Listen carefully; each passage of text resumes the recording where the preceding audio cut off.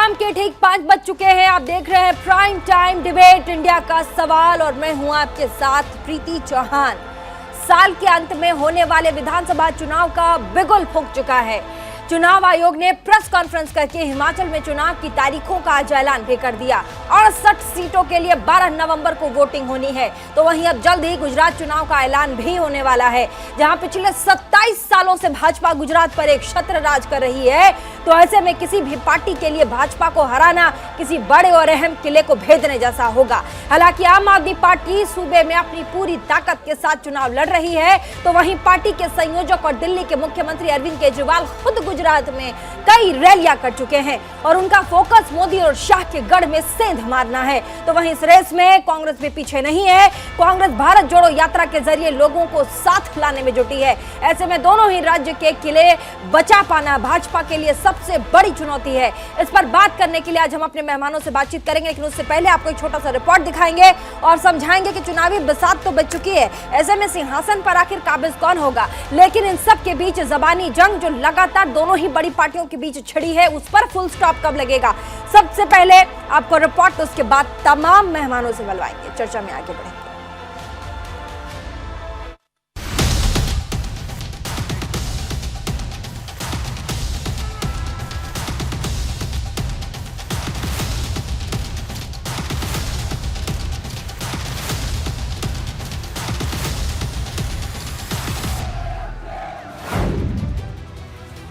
गुजरात और हिमाचल प्रदेश के विधानसभा चुनाव जैसे जैसे नजदीक आ रहे हैं, वैसे वैसे सियासी दल जीत का समीकरण बिठाने में जुट गए हैं।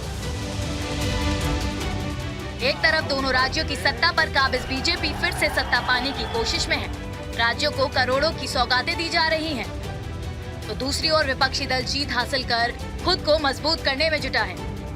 दोनों राज्यों में चुनावी बिगुल फूंक दिया गया है। विधानसभा चुनाव से पहले बीजेपी ने सूबे को करोड़ों की सौगात देकर अपना मास्टर स्ट्रोक चल दिया है। बीजेपी की पूरी कोशिश इस बात को लेकर है कि सालों की जीत के इस सिलसिले को बरकरार रखा जाए। तो दूसरी ओर कांग्रेस भारत जोड़ो यात्रा के जरिए अपनी ताकत और तजुर्बे का अनुभव करवाने में जुटी है। बीजेपी और कांग्रेस के अलावा दिल्ली की सत्ता को संभाल रही आम आदमी पार्टी की निगाहें पंजाब के बाद अब गुजरात और हिमाचल पर भी है। दिल्ली और पंजाब जीतने के बाद आप अपने दायरे को बढ़ाने में लगी है।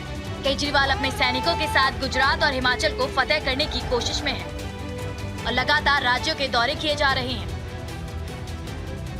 भारतीय जनता पार्टी पाटीदार समाज से नफरत करती है, उनसे घृणा करती है। इसकी वजह से पूरे पाटीदार समाज में और सभी गुजरातियों के मन में बहुत गुस्सा है। सीधा सीधा भारतीय जनता पार्टी का आम आदमी पार्टी से जो डर है वो साफ देखा जा सकता है और गुजरात के लोगों के मन में इसके लिए काफी गुस्सा है। मैं अरविंद केजरीवाल जी से साफ आज कहना चाहती हूं, शब्द कम पड़ते हैं आक्रोश को व्यक्त करने के लिए, लेकिन गुजरात और गुजराती आम आदमी पार्टी को न्याय दिलाएगा और आम आदमी पार्टी गुजरात के चुनाव में ध्वस्त होगी। ये संकल्प गुजरात और गुजरातियों का है। यूं तो बीजेपी अपने हर चुनाव को पूरी ताकत से लड़ती है और तमाम बड़े नेता प्रचार के लिए मैदान में उतरते हैं, लेकिन गुजरात का किला सबसे अहम माना जाता है, क्योंकि प्रधानमंत्री मोदी और गृह मंत्री अमित शाह खुद गुजरात से आते हैं। वहीं हिमाचल के आंकड़ों पर अगर नजर डालें तो 1985 से लेकर 2017 तक हर बार सूबे में सत्ता परिवर्तन हुआ है और कांग्रेस या बीजेपी ही सरकार पर काबिज हुई है। राजनीतिक विश्लेषक इस बार के मुकाबले को त्रिकोणीय बता रहे हैं। बीजेपी ने दोनों ही राज्यों को करोड़ों की सौगात देकर विधानसभा की चुनावी बिसात बिछा दी है, लेकिन अभी बाजी बाकी है। दूसरे दल भी लोगों को लुभाने में जुटे हैं। हालांकि गुजरात बीजेपी का अपराज्य किला बना हुआ है, तो हिमाचल प्रदेश में सत्ता में हर बार परिवर्तन हुआ है। ऐसे में देखना होगा कि क्या विपक्षी पार्टी लोगों का मन मोह पाएगी या बीजेपी फिर से सत्ता पर काबिज होकर इतिहास रचेगी। Bureau report, news India. तो आपने हमारी एक छोटी सी रिपोर्ट देखी और कई गंभीर सवाल हमने इस रिपोर्ट में पूछे हैं। तो तमाम सवालों के जवाब आप ले लेते हैं अपने तमाम मेहमानों से, एक बार आप मिलवा देते हैं, उसके बाद फिर चर्चा में आगे बढ़ेंगे। सबसे पहले डॉक्टर पूजा त्रिपाठी, प्रवक्ता हैं कांग्रेस की, हमारे साथ जुड़ चुकी हैं। डॉक्टर खेमचंद शर्मा हैं, प्रवक्ता है भाजपा के, हमारे साथ जुड़ चुके हैं। अब्दुल मन्नान, प्रवक्ता है AIMIM के, हमारे साथ जुड़ चुके हैं। यूसुफ अंसारी, वरिष्ठ पत्रकार, थोड़ी देर पहले आपने हमारे साथ देखा था टेलीविजन स्क्रीन पर, एक बार फिर से हमारे साथ जुड़ चुके हैं। संजय राणा, राजनीतिक विश्लेषक, थोड़ी देर में हम सबको ज्वाइन करेंगे। आप सभी का बहुत बहुत स्वागत न्यूज इंडिया 24/7 के प्लेटफॉर्म में। और मेरा सबसे पहला सवाल जो है वो आम आदमी पार्टी के जो स्पोक्स पर्सन है आदिल खान, उनसे है। आदिल खान जी बहुत उम्दा शब्दों के मास्टर हैं और बहुत सारे डिबेट में इन्होंने हमारे साथ मंच साझा किया है। आदिल जी, उम्मीद करती हूँ आज बहुत शांति से बातचीत होगी। तो ऐसे में आदिल साहब, जिस तरीके से गुजरात और हिमाचल के चुनाव में आम आदमी पार्टी दिखाई पड़ती है आक्रामक रूप में, ऐसे में भाजपा के लिए कितनी बड़ी चुनौती आम आदमी पार्टी बनने जा रही है? साथ ही इस बार आम आदमी पार्टी के लिए जो बेसिक मुद्दा होगा वो क्या है? शुरुआत इससे। बहुत बहुत शुक्रिया प्रीति जी। देखिए, आम आदमी पार्टी का बेसिक मुद्दा पूरा देश जानता है। हाँ। हम बिजली, पानी, शिक्षा, स्वास्थ्य की बात करते हैं और मुझे बड़ी खुशी होती है कि अब धीरे धीरे जो दूसरे दल हैं वो भी इन मुद्दों पर बात करना इन लोगों ने भी शुरू किया है। देखिए, सबसे पहले तो हम इस पूरे जो चुनाव आयोग ने जो आज ऐलान किया है चुनाव का, उसका स्वागत करते हैं। और साथ ही साथ माध्यम से मैं हिमाचल के लोगों से कहना चाहता हूं कि कांग्रेस और भारतीय जनता पार्टी के बीच में जो म्यूजिकल चेयर का गेम चल रहा था कि 5 साल तुम शासन करो और 5 साल तुम शासन करो, 5 साल तुम लूटो और 5 साल तुम लूटो, इसको अंत करने का समय जनता के पास आ गया है। आम आदमी पार्टी हिमाचल के अंदर गांव-गांव में पूरी तरीके से मजबूत है। हमारा संगठन पूरी तरीके से खड़ा हो चुका है। कई सारे हम लोगों ने, आदरणीय मनीष सिसोदिया जी ने, भगवंत मान जी ने कई सारी वहां सभाएं की हैं और हम पूरी तरीके से तैयार हैं। देखिए, हमारा मेन मुद्दा ये है कि जिस तरीके से आज सड़कों पर वहां के कर्मचारी हैं, लोग परेशान हैं, पेपर लीक हो रहे हैं, ये सारी चीजें बंद होकर एक जिस तरीके से दिल्ली के अंदर आम आदमी पार्टी ने बिजली, पानी, शिक्षा, स्वास्थ्य पर ऐतिहासिक काम किया है, पंजाब में वो काम चल रहा है। और हम आश्वस्त करते हैं हिमाचल के लोगों को कि आम आदमी पार्टी की सरकार बनने के बाद हम और पंजाब मॉडल पर हिमाचल में भी काम करेंगे। ठीक है, और भी मेहमान हमारे साथ। सबसे पहले रुक करेंगे खेमचंद शर्मा, भाजपा के प्रवक्ता, उम्दा शब्दों के मास्टर, और ऐसे में कई बार हमारे साथ मंच साझा कर चुके हैं। आपका बहुत बहुत स्वागत खेमचंद जी। और ऐसे में आपने सुना आम आदमी पार्टी से आदिल खान ने बहुत कुछ कहा है, लेकिन मैं आपसे पूछना चाहूंगी, इस बार का जो चुनावी मुद्दा होगा भाजपा का, गुजरात हिमाचल दोनों ही राज्यों की हम बात करते हैं, लेकिन सबसे पहले गुजरात से शुरुआत, किन मुद्दों पर लड़ेगी? वो कौन से ऐसे बड़े मुद्दे होंगे जिसकी राह में पूरा गुजरात इस वक्त देख रहा है कि शायद इन मुद्दों पर इस बार सरकार लड़े और हमारी जो इच्छा है, जो हमारी जो मनोकामना है वो पूरी हो?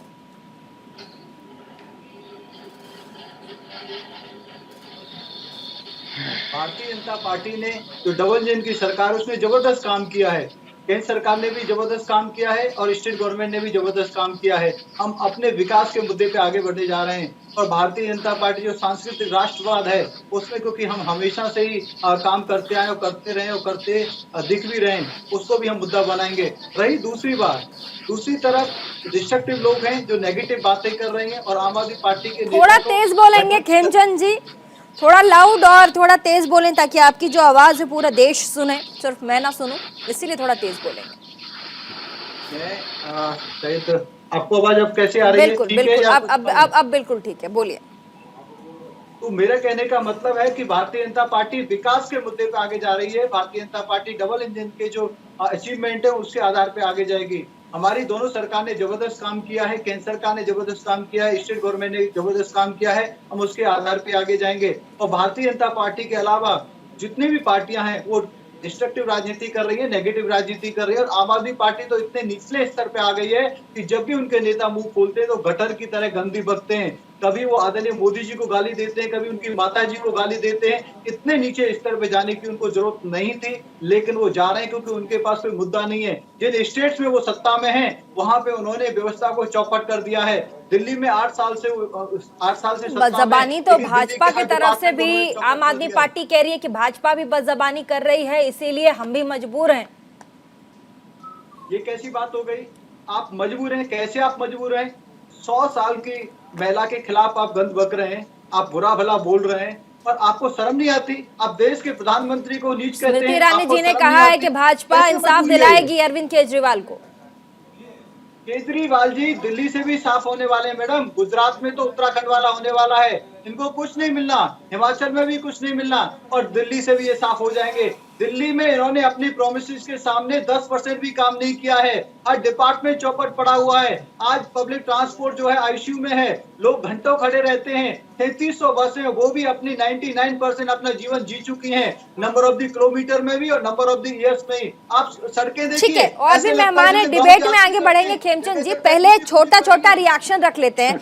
हमारे साथ 3-4 मेहमान हैं, और अगला जो प्रश्न है वो डॉक्टर अब्दुल मन्नान साहब हैं, प्रवक्ता एआईएमआईएम के हमारे साथ कई बार जुड़ चुके हैं। डॉक्टर अब्दुल मन्नान साहब, अस्सलाम वालेकुम, आपका बहुत बहुत स्वागत हमारे प्लेटफॉर्म पे।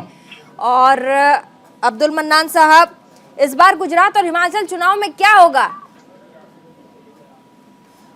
देखिए, अगर इस देश में महंगाई को, भ्रष्टाचार को और बेरोजगारी को मुद्दा बनाया जाए और जनता ने उस पर गौर किया, तो जाहिर है बीजेपी की सरकार न हिमाचल में बनेगी और न गुजरात में बनेगी। अब सवाल ये पैदा होता है कि गुजरात का जो चुनाव है उसमें हम लोग पार्टिसिपेट कर रहे हैं, एमआईएम वाले। हम लोग हिमाचल में नहीं पार्टिसिपेट कर रहे हैं। तो गुजरात में हम ये देखते हैं कि भाई बीजेपी ने कहा सबका साथ, सबका विकास, सबका विश्वास। मोदी जी बहुत बार ये बातें कहते हैं, अच्छी अच्छी बातें, लेकिन आप देखिएगा कि गुजरात में या हिमाचल प्रदेश में किसी मुस्लिम को ये टिकट नहीं देंगे। तो सवाल ये पैदा होता है, चाहे अरविंद केजरीवाल जी हो, चाहे कांग्रेस हो, चाहे बीजेपी हो, ये लोग अल्पसंख्यकों के, दलितों के, पिछड़ों की बात करते ही नहीं। अभी बिल्किस बानो के 13 बलात्कारियों को छोड़ा गया, बीजेपी सरकार ने छोड़ा बहुत बेशर्मी से, और उस पे न केजरीवाल जी बोल रहे हैं और ना जो है जवाब ले लीजिएगा ना आप ही खुद, आदिल खान से, खेमचंद जी से आप खुद ही ले लीजिएगा। उसके पहले प्रवक्ता कांग्रेस की हमारे साथ जुड़ी हुई हैं, हमारे साथ हैं। मैं एक बार जरा नाम ले लूं, हमारे पास लिस्ट आती है। तो ऐसे में हमारे साथ डॉक्टर पूजा त्रिपाठी हैं। पूजा त्रिपाठी हैं कांग्रेस की प्रवक्ता, आपका बहुत बहुत स्वागत है पूजा। कांग्रेस इस बार किन मुद्दों पर चुनाव लड़ने जा रही है, गुजरात हिमाचल दोनों ही जगहों पर? थैंक यू प्रीति।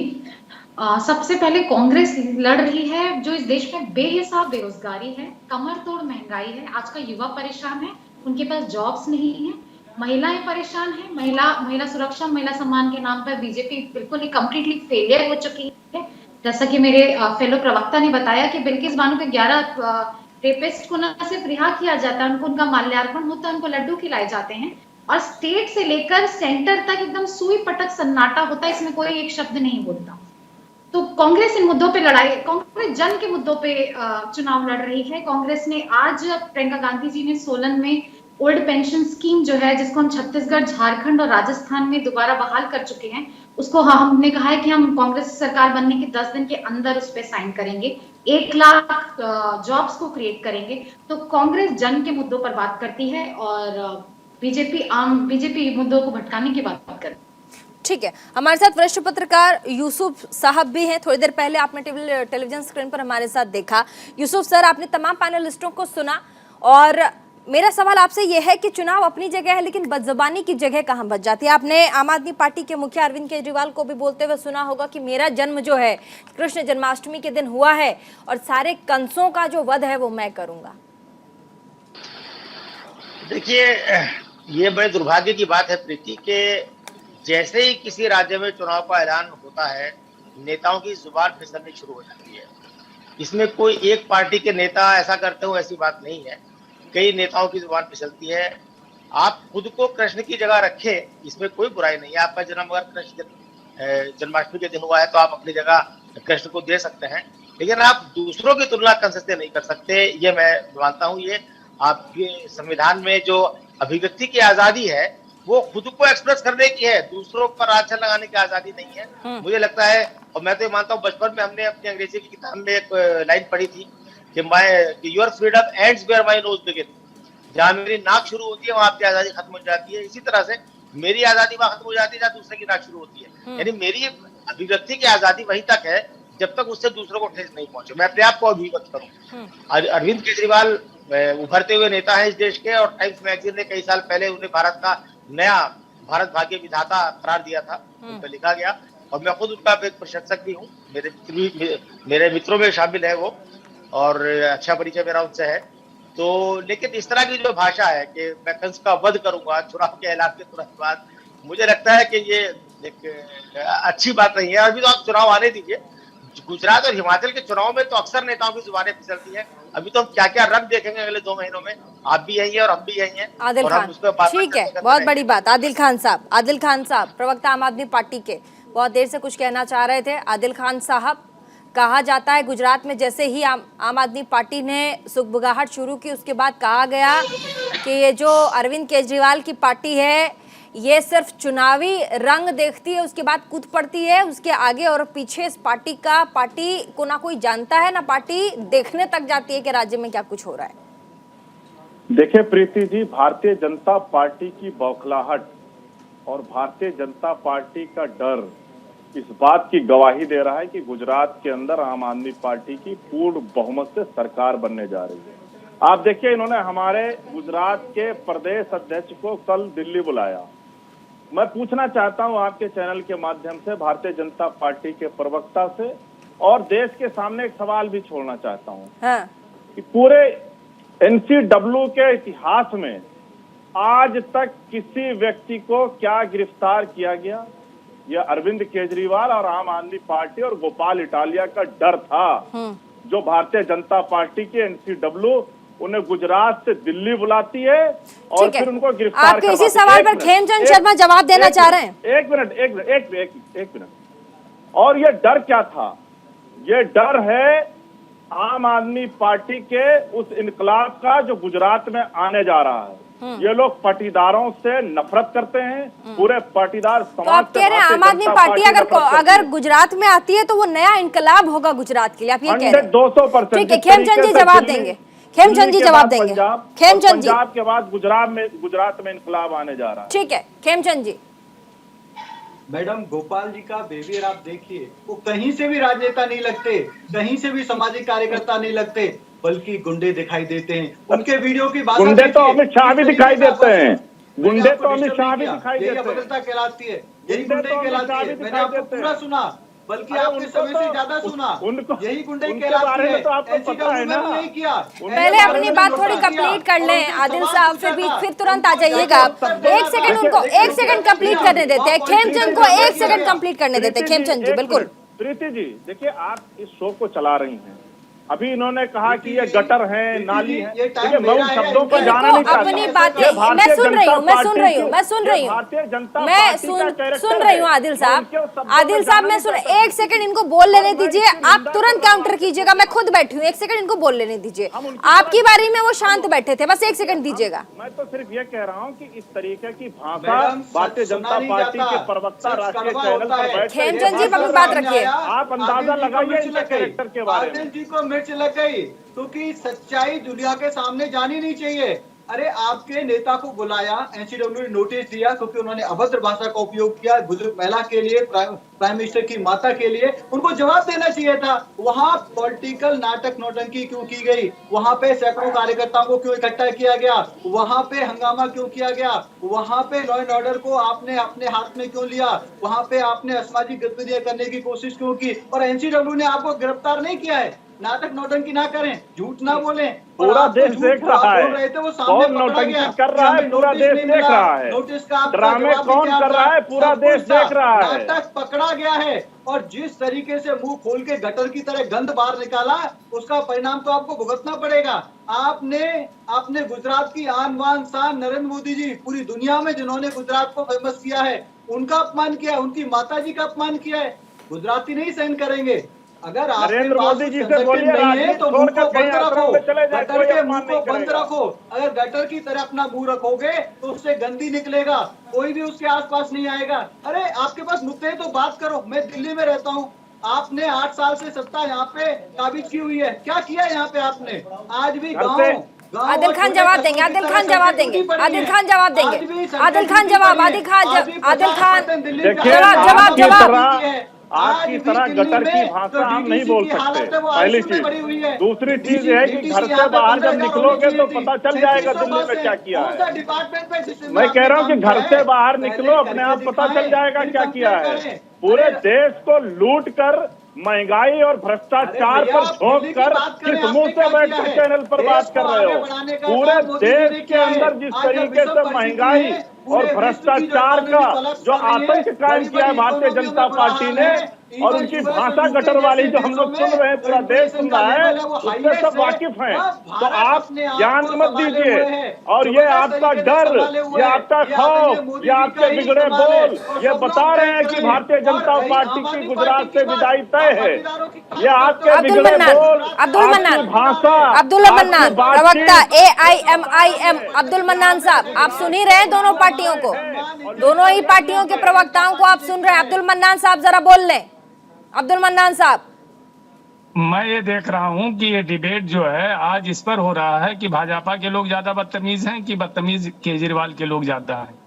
जाहिर है केजरीवाल जी मिनी नरेंद्र मोदी हैं और उनकी सारी हरकतें नरेंद्र मोदी जी से मिलती हैं और उन्हीं को कॉपी भी करते हैं। गलत बात। तो सवाल ये है कि ये मोदी पे बिना किसी तथ्य के आप टिप्पणी कर रहे हो, गलत टिप्पणी कर रहे हैं, ये सही नहीं किया जाएगा। कैसे आप अबद्ध टिप्पणी मोदी जी पे कर सकते हैं? अरे केजरीवाल जी उल्टा सीधा बोल रहे हैं, नरेंद्र मोदी ने ऐसा क्या बोला? मेरी बात सुनो यार, काहे को चिल्ला रहे हो? जिसके पास ज्ञान नहीं होता है बहुत चिल्ला नहीं रहे हो। मेरी बात सुनो, अभी तुम्हारे परवेश वर्मा ने क्या कहा? तुम्हें संविधान के बारे में ज्ञान नहीं है, तुम कभी कृष्ण जन्माष्टमी की ये आपकी सभ्यता दिखाता है, यही आपकी असभ्यता दिखाता है। अरे यार किसी ज्ञानी आदमी को बिठाओ, ज्ञानी को कहाँ बिठा दिया इसमें? बोलिए ना अब्दुल मन्नान साहब, बोलिए अब्दुल मन्नान साहब बात रखिए। डिबेट में सबको बोलने का हक है, सबको बोलने का हक है। अब्दुल मन्नान साहब बात रखिए। इनको ना संविधान पे बात करनी है, ना देश के कानून पे बात करनी है। एक परवेश वर्मा है, उन्होंने कहा रेहड़ी वालों से सौदा नहीं लेना है, मुसलमानों का बाइकाट करो। आखिर ये किस संविधान के बिना पर ये सब बातें कर रहे हैं? और दूसरी बात, उसी की परछाई आम आदमी पार्टी है। निर्भया के लिए तो तुम सड़कों पे नाच रहे थे आदिल खान साहब, और तुम बिल्किस बानो के लिए तुम्हारी जबान में मुंह में जबान नहीं है। क्यों नहीं आम आदमी बोल रही है बिल्किस बानो के लिए? जहाँ अत्याचार हुआ है, जहाँ 13 टेररिस्ट को छोड़ा गया, यूसुफ भाई बैठे हैं, वो पत्रकार बैठे हुए। हमारा मामला है कि सबके साथ इंसाफ की बात करना होगा, लेकिन निर्भया के मामले में तो आप लोग जो छटक रहे थे, बीजेपी वाले भी और ये भी आम आदमी वाले भी, और कांग्रेस की नींद हराम कर दी थी। और आज जब बिल्किस बानो का मामला है तो क्यों नहीं केजरीवाल के मुंह से बात फूट रही है? क्यों नहीं आदिल के मुंह से बात फूट रही है? और बीजेपी वालों को क्या, ये तो कहते ही रहते हैं सबका साथ, सबका विश्वास, सबका विकास, लेकिन ये बतावे ना कि इस देश में मुसलमानों को कितना टिकट देते हैं? आए हैं डिबेट करने, अरे अपने बदतमीजियों पर डिबेट करो। ठीक है, छोटे से ब्रेक के लिए हम यहाँ रुकेंगे। उसके बाद यूसुफ अंसारी वरिष्ठ पत्रकार हमारे साथ, पूजा त्रिपाठी भाजपा माफ कीजिएगा कांग्रेस की प्रवक्ता, और साथ ही संजय राणा भी हमारे साथ जुड़ चुके हैं। तमाम मेहमानों से राय लेंगे। जल्दी से छोटा सा फटाफट सा डिबेट, उसके बाद वापस आते हैं, फिर से डिबेट में चलते हैं।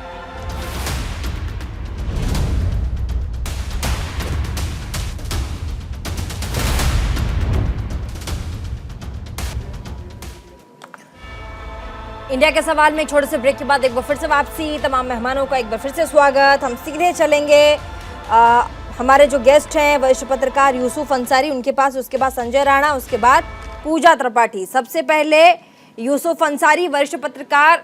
सर, थोड़ी देर पहले इलेक्शन कमीशन ने अनाउंसमेंट किया 12 नवंबर को चुनाव होने वाले विधानसभा हिमाचल में, और 8 तारीख को 8 दिसंबर को जो रिजल्ट हैं वो वापस आ जाएंगे, रिजल्ट आ जाएंगे। तो ऐसे में हम बात भी कर रहे थे कि देखिए प्रवास की समस्या जो हिमाचल में बहुत बड़ी है, लेकिन आम आदमी कांग्रेस की तरफ से जो कांग्रेस की हमारी पूर्व मंत्री थी आशा कुमारी, उन्होंने कहा कि हम इसी पे काम करेंगे और हम 300 जो बिजली का वादा है वो पूरा करने की बात कर रही थी। साथ ही बेरोजगारी पे कह रही थी कि सबसे पहले हमारी सरकार अगर आती है तो उसी पे हम काम करेंगे। चुनावी जुमला या फिर सही में इस बार कांग्रेस कुछ करने के मूड में है? यूसुफ साहब।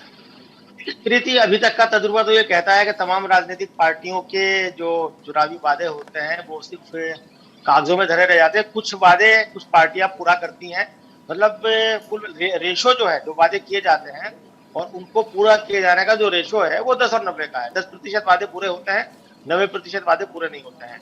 आम आदमी पार्टी ने जब दिल्ली में पूर्ण बहुमत से सरकार बनाई, उसके बाद उन्होंने बिजली फ्री की और उसका असर हुआ। तो उसके बाद कई और राजनीतिक दलों ने अपने राज्यों में बिजली फ्री करने का वादा किया। उससे पहले तो किसी पार्टी ने बिजली फ्री नहीं की है। 2012 में कांग्रेस की सरकार वहां बनी थी हिमाचल में, उसके बाद तो कांग्रेस ने 300 यूनिट बिजली फ्री नहीं दी। आशा कुमारी जी को मैंने सुना था जब पिछली बार हम आपके साथ लाइन पर थे, तो अब आशा कुमारी जी 300 यूनिट बिजली फ्री देने की बात अगर कर रही हैं तो ये तो वादा आम आदमी पार्टी के एजेंडे से चुराया हुआ लगता है। और आम आदमी पार्टी को इस बात का श्रेय दिया जाना चाहिए कि उन्होंने जो पब्लिक ओरिएंटेड, जिससे पब्लिक को सीधा फायदा होता है, वो फायदा करने की शुरुआत करके बाकी राजनीतिक दलों पर एक तरह से दबाव बनाया है। इससे पहले कोई पार्टी, बल्कि अब उसे फ्री बीस कह के मजाक उड़ाया जाता है। ठीक है, पूजा त्रिपाठी हमारे साथ हैं, कांग्रेस की प्रवक्ता। पूजा, आपने वरिष्ठ पत्रकार यूसुफ अंसारी को सुना, उन्होंने कहा कि कांग्रेस ये जो वादे कर रही है 300 यूनिट बिजली फ्री देने का हिमाचल में, ये पहले क्यों नहीं कर रही थी? ये आम आदमी पार्टी के वादे के बाद इन्हें क्यों याद आया?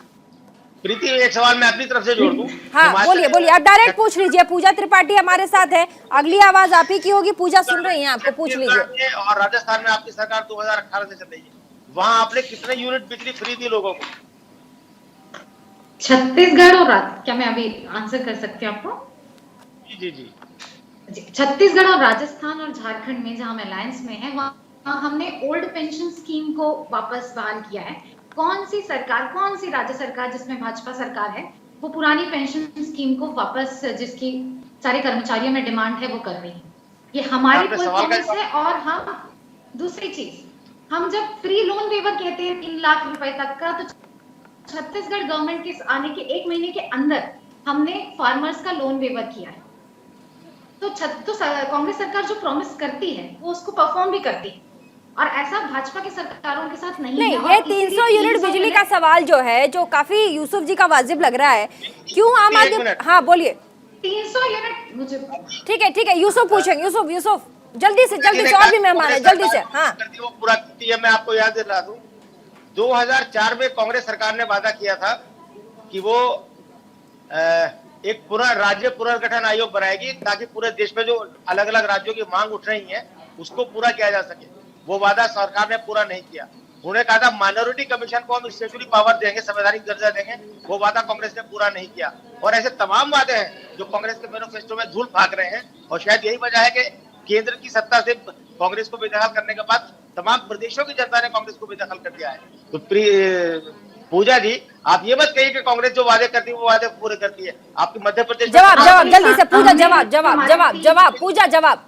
आपके सामने हमारे 3 राज्यों की गवर्नेंस का वो है। छत्तीसगढ़ में आज की डेट में 0.1% बेरोजगारी दर, आज छत्तीसगढ़ ने ऐसा परफॉर्म किया है। वहीं हरियाणा में सबसे ज्यादा बेरोजगारी दर है। तो कांग्रेस सरकार छत्तीसगढ़, राजस्थान में परफॉर्म कर रही है, उसके रिजल्ट सबके सामने हैं। गोधन न्याय योजना, जिसमें सरकार 2 रुपए किलो से गोबर खरीदती है, उसको हमने हिमाचल में भी प्रॉमिस किया है। और गोधन न्याय योजना छत्तीसगढ़ की सबसे लोकप्रिय स्कीम है, मैं कहूंगी, जिसमें हम गाय के गोबर को मॉनेटरी उसमें यूज कर रहे हैं। तो कांग्रेस गवर्नमेंट परफॉर्म नहीं करती, ये आपका आरोप गलत है।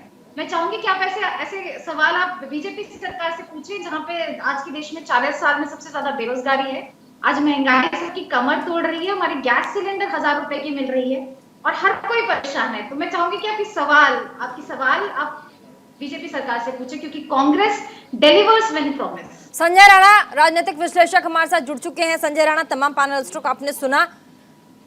विधानसभा चुनाव की तैयारी, हिमाचल प्रदेश, गुजरात, तमाम मुद्दे राजनीतिक बिगुल, साथ ही 12 नवंबर 8 दिसंबर, क्या कहेंगे?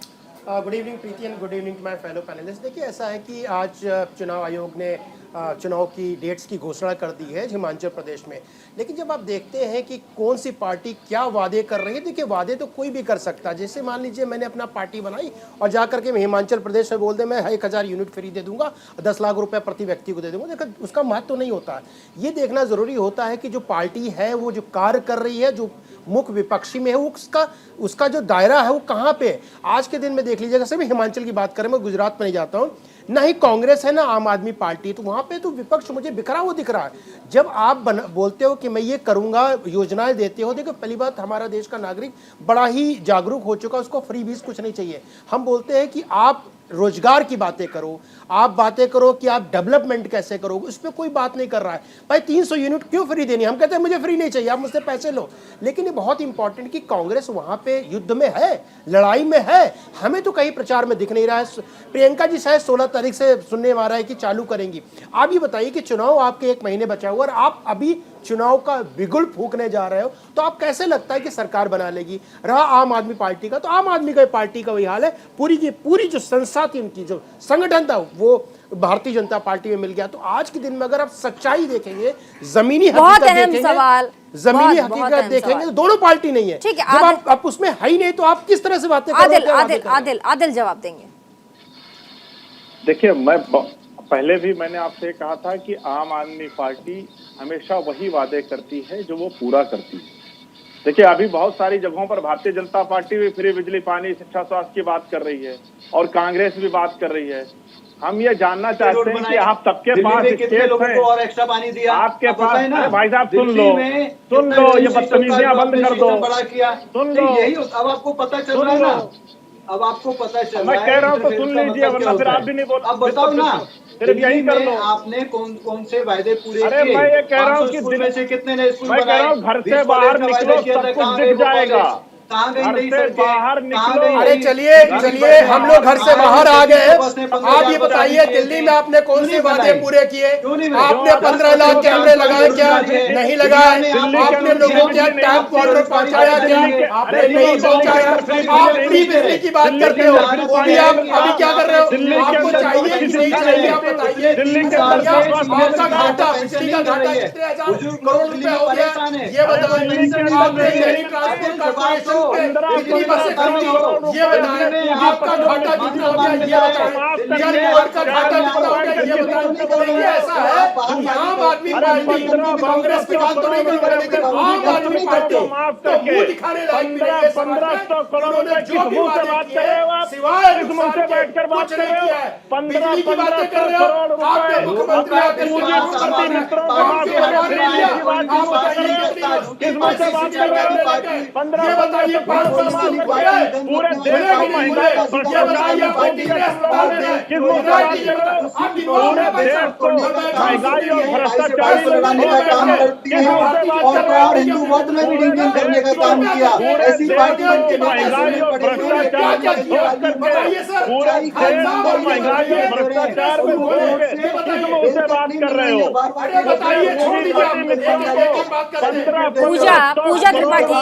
पूजा त्रिपाठी, संजय राणा का सवाल जो काफी वाजिब लगा मुझे। संजय राणा पूछ रहे थे कि तमाम पार्टियां जो है वो देखिए, वो चुनावी बिगुल, चाहे वो आम आदमी पार्टी हो या फिर भाजपा हो, वो महीनों से लगे हुए हैं चुनाव की प्रक्रिया में, लेकिन कह रहे हैं कि कांग्रेस की जो नींद है वो अब जाके खुली है। 1 महीना बच गया है, उसके बाद कांग्रेस अब जाके प्रियंका गांधी आज हिमाचल गई हैं। ऐसे में किन सपनों को दिखाकर वोट लेंगे? जब अपीयरेंस इतना लेट है तो जीत कैसे होगी वहां?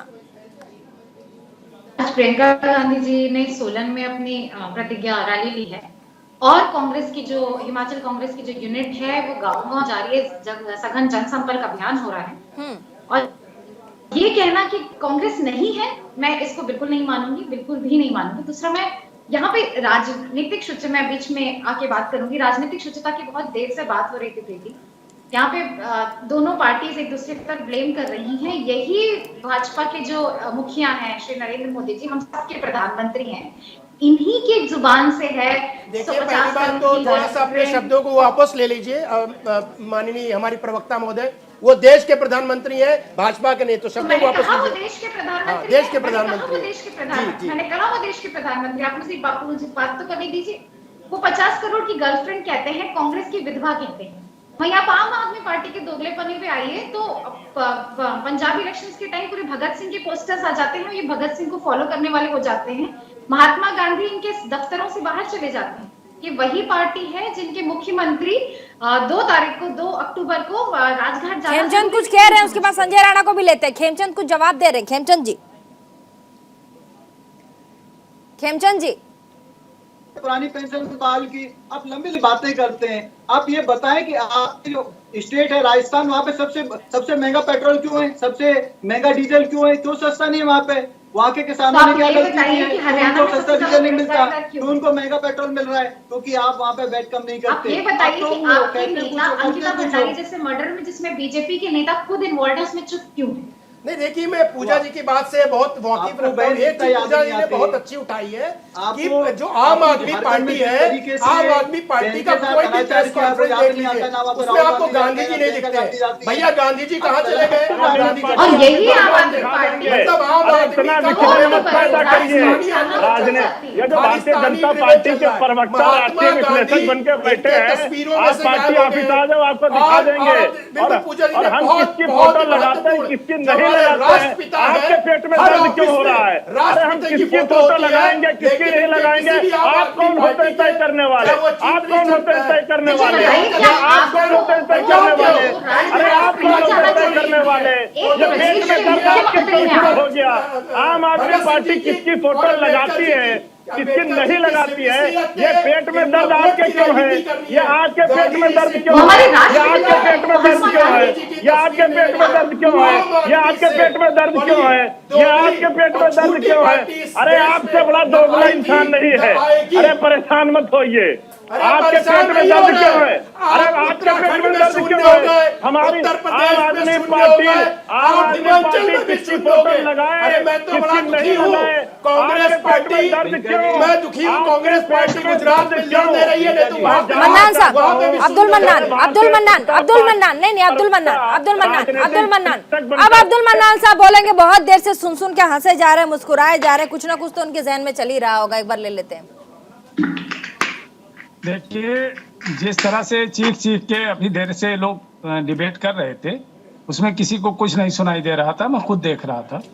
तो मुनासिब यही होता है कि जब एक आदमी बोले तो दूसरा ना बोले। आप जब बोलते हैं तो पूरा देश सुनता है। मन्नान साहब देखिए, सब साइलेंट हो गए जितने पैनलिस्ट हैं। जी, थैंक यू वेरी मच। हम सबका शुक्रिया अदा करते हैं। और देखिए इधर यूसुफ अंसारी साहब हंसे भी जा रहे हैं, मुस्कुरा भी रहे हैं। इधर खेमचंद जी भी मुस्कुरा रहे हैं। हम दोनों एक साथ रह चुके हैं, इसलिए हम सब हंस रहे हैं। कर लीजिए सर, मुसलमानों की बात कर लीजिए। अरे इनको कहाँ से पकड़ लाए ना 3 में ना 13 में ना? अरे हम तो 3-13 में नहीं है। आप ये बताओ, आप कहाँ हो? पार्टी वालों को हाँ ये बताओ, हर जगह फुलझड़ी ले खड़े जाते हो। पूछता है आपको कोई देश में? अब सिवाय मुसलमानों के पक्ष की बातें छोड़ के कभी आप देश की बातें की आपने? कभी नहीं की है। आपका तो सिद्धांत ही यही रहा है। और आप बैठ के हम लोग को ज्ञान दे रहे हो। अरे पहले अपने ज्ञान अर्जन कर लो। अच्छा थोड़ा बोलने दीजिए। अरे मन्नान साहब पहले थोड़ा एक लाइन बोल ले। एक लाइन बोल लीजिए। मन्नान साहब बोलिए। इस आदमी को कहाँ से पकड़ लाई हो? अरे राजनीतिक विश्लेषक है। अरे राजनीतिक विश्लेषक है। अरे राजनीतिक विश्लेषक है। राजनीतिक विश्लेषक है। Sanjay Rana please. Political analyst हैं हमारे साथ। अब अपनी बात रखिए। मन्नान साहब अपनी बात रखिए। मन्नान साहब अपनी बात रखिए। मन्नान साहब अपनी बात रखिए। अरे इनसे कह दो चुप हो जाए। चुप है। अपनी बात रखिए। मैं ये कह रहा हूँ कि अभी इतने देर से डिबेट हो रही है, उसमें आंकड़ा आप जोड़ रहे हो कि कौन जीतेगा कौन हारेगा। हाँ। और आप आंकड़ा जोड़ रहे हो कि कौन कितना फ्री में देगा, कौन बिजली फ्री में देगा और कौन राशन फ्री में देगा और कौन पानी फ्री में देगा। अरे भाई, लोग कहते हैं कि हमें मछली मत दो, मछली पकड़ना सिखा दो। इस देश में जरूरत है रोजगार की। इस देश में जरूरत है महंगाई कम करने की। आज उज्ज्वला योजना में 99% गैस सिलेंडर खाली है गरीबों के। झूठ, फिर अनकल बातें, फिर बकवास। अरे आपको पता है दिवाली तो सरकार फ्री में दे रही है, 3 सिलेंडर दे रही है और आप करो 99% सिलेंडर खाली है। उज्ज्वला योजना के सिलेंडर खाली है, महंगाई से आपके पास 1 सेकंड पूजा। 99% और अरे यार जो नहीं बोलना चाहता है, जिसको नॉलेज नहीं होता, एमपी एमएलए के पास ऐसे डिबेट नहीं होगा। जैसे बोलिए ना मन्नान साहब, अपनी बात रखिए, आपकी आवाज प्रॉपर आ रही है, अपनी बात रखिए, पूछिए। चुप करवाओ ना। चुप है वो, चुप है, आप अपनी बात रखिए ना, सब सुन रहे हैं आपकी आवाज। मैं ये कह रहा हूँ कि ये फ्री देने से 80 करोड़ लोगों को अगर अनाज आप फ्री देते हो, इसका मतलब 80 करोड़ लोगों के पास देश में खाने के लिए नहीं है। AIMIM गुजरात में मुस्लिमों के लिए कौन सी स्कीम लेके आएगी जिनसे गुजरात के मुस्लिमों का उद्धार होगा, बताइए जी। अगर हम जीतते हैं तो सिर्फ मुस्लिमों का नहीं, दलितों का, पिछड़ों का, सबकी भागीदारी होगी और सबको सुनिश्चित करेंगे कि उसी तरह से जिस तरह से हैदराबाद में शिक्षा, रोजगार और पूरा डेवलपमेंट हुआ है, उसी तरह से अहमदाबाद में बेरोजगारी कितनी है हैदराबाद में, बताइए जरा। तेलंगाना में कितने परसेंट बेरोजगारी है, पता आंकड़ा पता है? कहाँ से ले आए? अरे कहाँ से नहीं, पर्सनल ना हो जाओ, नहीं तो उधेड़ने लगूंगा पूरे इतिहास में मत जाना, इतिहास में मत जाना। बताओ तेलंगाना में कितने हैं, बेरोजगारी कितनी है, बताओ। अरे भूल जाओ देश की बातें। अरे गुजरात में आप आओगे तो गुजरात को पाकिस्तान बना दोगे। आपका काम ही है मुसलमान हिंदू करना, आपका और कोई काम नहीं है। कहाँ से पकड़ रहे हैं? हम तो हिंदू मुसलमान की बात कहाँ से? ये आदमी कहाँ? अरे बताओ कहाँ से? अरे ये आदमी छोड़ दो, जवाब दो। तेलंगाना में अनएम्प्लॉयमेंट कितना है पता है नंबर? अरे तो सिर्फ हंस सकते हो, दांत निकाल सकते हो और कुछ नहीं, क्योंकि आंकड़े नहीं है आपके पास। नहीं, सवाल पूछ रहे हैं ना मन्नान साहब, जवाब दीजिए ना, जवाब दीजिए। सवाल संजय राणा सवाल पूछ रहे हैं आपसे, जवाब दे दीजिए। और प्रीति जी ने बहुत अच्छा प्रश्न पूछा, मुसलमानों के लिए क्या करोगे, इसका भी जवाब दीजिए। अरे यार तुम भाव क्यों कर रहे हो इतने देर से? सवाल पूछा है, सवाल पूछा है, जवाब सवाल पूछा है आपके पास। अरे जवाब दो, आंकड़े बताओ, आंकड़े गूगल अरे चुप रहो। ठीक है, जवाब देने दीजिए, जवाब दे लेते हैं ना, क्या कुछ होगा बताइए, आंकड़े दीजिए। डॉक्टर साहब का फैक्ट यार ये आदमी कहाँ से ले आई हो यार? अच्छा फैक्ट पे बात कीजिए। अब्दुल साहब से आप आए हो। अरे यार इसको चुप कराओ। अच्छा ये अरे संजय जी, ये बोलने दीजिए उनको, बोलिए। हैदराबाद में जाइए, आप देखिए। नहीं जाएंगे, आंकड़े बताओ, एम्प्लॉयमेंट कितना है, नंबर पे बात करो। ये आदमी बोल रहा है, नंबर पे बात करो ना, नंबर आपके पास नहीं है। कहाँ से ले आओ? वो कह रहे हैं आंकड़े बताइए, आंकड़े कह रहे हैं, आंकड़े बताइए। हैदराबाद एक कैपिटल है, तेलंगाना स्टेट है, नॉलेज बढ़ाओ थोड़ा। अरे यार ये आदमी चुप होगा नहीं? चुप होगा नहीं होंगे। अरे आदमी चुप होगा नहीं? आंकड़े बताओ, नंबर। अरे यार अजीब आदमी है। हम अजीब ही हैं। मैं ये कह रहा हूँ, बताने दीजिए एक सेकंड। अरे यार अजीब आदमी है। बोलिए मन्नान साहब। ठीक है, सब चुप है, बताइए आंकड़े बता दीजिए। लोगों को पकड़ के अच्छा आप अपनी बात रखिए ना प्लीज मन्नान साहब। नंबर ऐसा है कि आप हैदराबाद में जाके देखिए, दारुसलाम जाके देखिए, ओवैसी साहब के कम से कम 24,000 मुसलमान हिंदू लड़के बहुत बढ़िया एजुकेशन पा रहे हैं। नंबर अरे यार 24,000 तो बता रहा हूँ। अरे देखो 24,000 क्या, 24,000 खेमचंद को 24,000 क्या? उनके मेडिकल कॉलेज चलते हैं। अरे अब रहे दो, अनएम्प्लॉयमेंट के डेटा पूछ रहे, आपको तो यही नहीं समझ में आ रहा प्रश्न क्या पूछा गया है, आपको तो प्रश्न नहीं समझ में आ रहा, डिबेट करने आ गए। पकड़ के ले आई हो भैया। अरे हम नहीं आए, हम तो नंबर पे खेल रहे हैं, आपके पास नंबर नहीं है, मेडिकल कॉलेज चल रहा है। हैदराबाद अनएजुकेटेड लोगों को पकड़ लिए ना, सारी डिग्री अपनी हो जाओगे, डिग्री पे मत जाना। पूजा त्रिपाठी भी बहुत देर से हाथ उठा रही है। पूजा त्रिपाठी को भी स्क्रीन पे ले लीजिए। नहीं सर आप तो आंकड़े नहीं दे पा रहे हैं, सवाल वो आप जेन्युइन पूछ रहे, आप आंकड़े दीजिए ना। अरे ये दो आदमी पूजा त्रिपाठी। देखिए यहाँ पे उज्ज्वला योजना की बात हो रही थी, उज्ज्वला योजना पे मैं आंकड़ा देना चाहूंगी कि 90 लाख बेनिफिशियरीज ने 90 लाख बेनिफिशियरीज ने एक बार भी रिफिल नहीं कराया है और 1 करोड़ उज्ज्वला कनेक्शंस वापस हुए हैं। ये सिर्फ लास्ट फाइनेंशियल ईयर की गवर्नमेंट की आरटीआई है। और जहाँ तक बेरोजगारी के आंकड़ों की बात है, सीएमआई की रिपोर्ट कहती है आपकी सरकार में हिमाचल में बेरोजगारी 9.4% गैस सिलेंडर के लिए, गैस चूल्हे के लिए इंडस्ट्रीज बिल्कुल ही बर्बादी के कगार पर हैं कोविड के बाद। कांग्रेस के तो ये कुछ आंकड़े हैं जो मैं ऐड करना चाहूंगी आपके जमाने में लोगों को एक्स्ट्रा पे करना पड़ता था, अब फ्री में गैस सिलेंडर दिया गया है, चूल्हा दिया गया है, उसको तो जनधन अकाउंट होल्डर माता नहीं, ये आप ही की सरकार की है एम्प्लॉय आरटीआई एम्प्लॉय के 90 लाख बेनिफिशियरीज ने एक बार भी नहीं किया है। की सरकार में सिलेंडर लेने सारी के सारे उज्ज्वला सिलेंडर्स पड़े हुए हैं और जो नॉन बेनिफिशियरीज हैं वो 1000 रुपए का सिलेंडर भरवा रहे हैं। ठीक है, यूसुफ अंसारी, पत्रकार यूसुफ अंसारी, वरिष्ठ पत्रकार यूसुफ जी, आपने अब्दुल मन्नान साहब की बातों को सुना। जो मैंने सवाल पूछा कि अगर आपकी पार्टी गुजरात में जीतती है, मुस्लिमों के लिए सबसे पहले क्या कुछ करेगी, संख्या पे, फैक्ट पे बात हो रहा था। साथ ही उन्होंने कहा कि हमारी पार्टी ने हैदराबाद में जाके देखिए बहुत कुछ किया है। आप वरिष्ठ पत्रकार हैं, जवाब आपकी तरफ से क्या कुछ किया है उनकी पार्टी ने? देखिए, हैदराबाद में मैं यूपी का रहने वाला, दिल्ली में के आसपास में रहता हूँ, मैं हैदराबाद जाके मैं क्यों चेक करूँ। दूसरी बात ये कि हैदराबाद में जो हो रहा है, तो हैदराबाद में तेलंगाना की सरकार है, जो कर रही है वो तेलंगाना की सरकार कर रही है। उस सरकार में मन्नान भाई की पार्टी के जो लीडरशिप है उसके व्यू हो सकते हैं, उनके विचार हो सकते हैं, लेकिन काम तो सरकार कर रही है। मन्नान भाई जो गिनवा रहे थे दारुल सलाम के बारे में, वो दरअसल असदुद्दीन ओवैसी और उनके जो पुरखे हैं, बाप दादा हैं, उनकी विरासत में बने हुए स्कूल कॉलेजेस है। तो स्कूल कॉलेजेस में जो लोग पढ़ते हैं वो फीस देके पढ़ते हैं, वो आपने कोई पब्लिक के फंड से नहीं किए, सत्ता में आने के बाद नहीं किए। आपने जो वाजिब सवाल उठाया था कि साहब गुजरात में अगर पार्टी जीतेगी तो क्या करेगी, पहली बात तो ये कि गुजरात के चुनाव में वो मन्नान भाई की पार्टी को बहुत बड़ी प्लेयर नहीं है, तो उसे आप कांग्रेस और बीजेपी या आम आदमी पार्टी के साथ बैठाकर उसे अननेसेसरी बेटेजात दे रहे हैं। एक सीट भी अगर वो आम आदमी पार्टी, मन्नान भाई की पार्टी जीत जाए तो मेरे ख्याल में बहुत बड़ी बात होगी। उत्तर प्रदेश में पूरा जोर लगा के ओवैसी साहब लड़े, 200 से ज्यादा उन्होंने सभाएं की, लेकिन एक भी सीट नहीं जीती उन्होंने। पश्चिम बंगाल में लड़े, एक भी सीट नहीं जीती। बिहार में जीते, वो एक अलग हालात थे, वहां पर उनकी 5 सीटें जीती। उसके अलावा हैदराबाद, तेलंगाना के अलावा AIM-MIM का अगर कहीं रिप्रेजेंटेशन है तो वो महाराष्ट्र में। मन्नान साहब आपको काउंटर कर रहे हैं, मन्नान साहब आपको काउंटर कर रहे हैं, क्या कह रहे थे मन्नान साहब?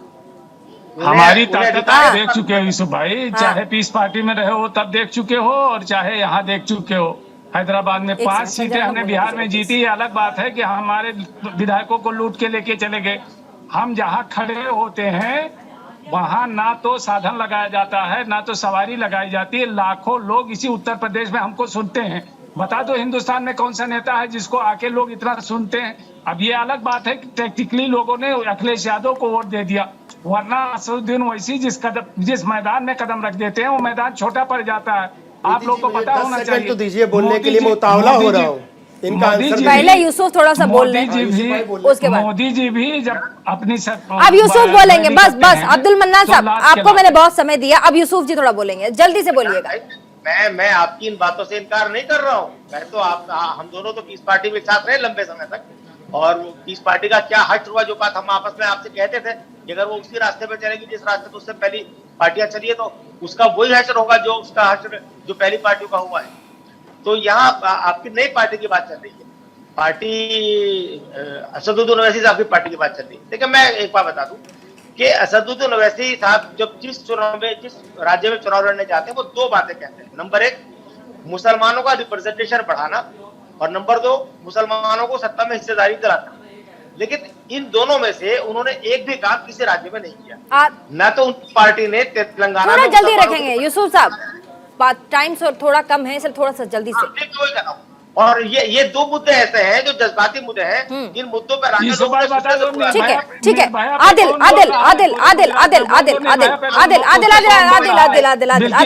आदिल खान, उसके बाद खेमचंद। आदिल खान जल्दी से। आदिल खान बता दे बिल्किस बानो पर इनका क्या स्टैंड है? देखिए, आम आदमी पार्टी आने वाले गुजरात में और हिमाचल में मजबूती से चुनाव लड़ने जा रही है। हमारे लोग एक एक बूथ पर हैं, हमारे लोग एक एक गलियों में हैं। हमने बहुत सारी वहाँ जनसभाएं की हैं। हमारे लोग लगातार जनता के संपर्क में हैं, और मुझे पूरा भरोसा है कि आम आदमी पार्टी प्रचंड बहुमत से सरकार बनाने जा रही है। ठीक है, खेमचंद शर्मा, प्रवक्ता भाजपा के। माफिया आम आदमी पार्टी के नेता और कार्यकर्ता हर गली में दिल्ली में पाए जाते हैं, हम सभी जानते हैं। शराब में जिस तरीके से उन्होंने घोटाला फाइनल कमेंट है, फाइनल कमेंट। फाइनल कमेंट, चौपट है। फाइनल कमेंट कीजिएगा, फाइनल कमेंट। पार्टी को कोई भी हवा नहीं देने वाला, कोई भी भाव ठीक नहीं है, देने वाला। ठीक है। जिस तरीके से उत्तराखंड में इनका सुपड़ा साफ हुआ था, उत्तर प्रदेश में सुपड़ा साफ हुआ था, वैसे ही सुपड़ा साफ गुजरात और हिमाचल में होने वाला है। ठीक है, ठीक है, ठीक है, ठीक है, ठीक है, ठीक है। एक लाइन में सर, नहीं टाइम कम है, टाइम कम, और भी लोग हैं, और भी कम, और भी लोग हैं, और भी लोग हैं। पूजा त्रिपाठी अपनी बात रखिए, एक लाइन में बाइंड अप है। प्रीति जी, ये डिबेट एक सैंपल है ये दिखाने के लिए कि अगर जन सरोकारों और जन मुद्दों पे कोई लड़ रहा है, रोजगार के लिए, महंगाई के लिए, महिला सुरक्षा के लिए, सम्मान के लिए, तो वो सिर्फ कांग्रेस लड़ रही है और ये आपस में नहीं लड़ रही, ये लोगों के लिए लड़ रही है। ठीक है, मैं चाहती हूँ कि हिमाचल और ठीक है, ठीक है। अब्दुल मन्नान, जल्दी से वन लाइनर सा, डिबेट नहीं, अपनी बात सिर्फ रखिएगा। चाहे सबका साथ, सबका विकास, सबका विश्वास कहें, किसी मुसलमान भाई को ये टिकट नहीं देंगे। ठीक है, ठीक है। और वरिष्ठ, जहाँ तक आम आदमी की बात है, मेरी बात सुनिए आप। हाँ बोलिए ना सर, आप ही की बात तो पूरा चैनल सुन रहा है। हाँ, बिल्किस बानो के लिए आदिल के मुंह में जबान नहीं के बोले, बस तो सर हो गया सर, एक लाइन में बोलना था सर, प्लीज। हमारे पास संजय राणा भी, जल्दी से। मैं सिर्फ बिल्किस बानो पे भाई साहब बोल रहे, अरे आपके तो अध्यक्ष एडवोकेट है, क्यों नहीं कोर्ट में जाकर के दायर कर देते हैं केस? अरे भाई, हर डिबेट में एक ही बात लेके बैठ जाते हो, कोर्ट जाओ ना। नंबर 1। नंबर 2, देखिए प्रीति जी, हमें नहीं लगता कोई विपक्षी पार्टी इस समय दोनों स्टेट में एग्रेसिवली लड़ रही है। अगर एग्रेसिवली लड़ेंगे तो उनके चांसेस, अदरवाइज हमें नहीं दिखता है कि विपक्षी पार्टियों को ज्यादा यूसुफ अंसारी, वरिष्ठ पत्रकार, जल्दी से सर, फाइनल कमेंट। चुनाव की शुरुआत है, चुनाव में कौन किस पे भावी होगा, कौन बाजी मारेगा, ये देखना भी बाकी है। और जो शुरुआत आपने की थी कि साहब जुबान फिसल रही है, इस जुबान का फिसलना और रपटना भी हम और देखें। बहुत बहुत शुक्रिया तमाम मेहमान, तमाम पैनलिस्टों का, अपनी अपनी बातों को उन्होंने मंच पर रखा और आपने देखा कैसे चुनावी बिगुल के साथ साथ चुनावी पार्टियां धारदार तरीके से मैदान में कूद पड़ी। अब देखना होगा कि दो बड़े राज्यों में जो मुख्यमंत्री की जो पोजीशन है, जो मुख्यमंत्री का पद है, उस पर आसीन कौन होता है। रुकेंगे छोटे से ब्रेक के लिए, ब्रेक के बाद भी खबरों का सिलसिला लगातार जारी है। देखते रहिए न्यूज़ इंडिया 24/7।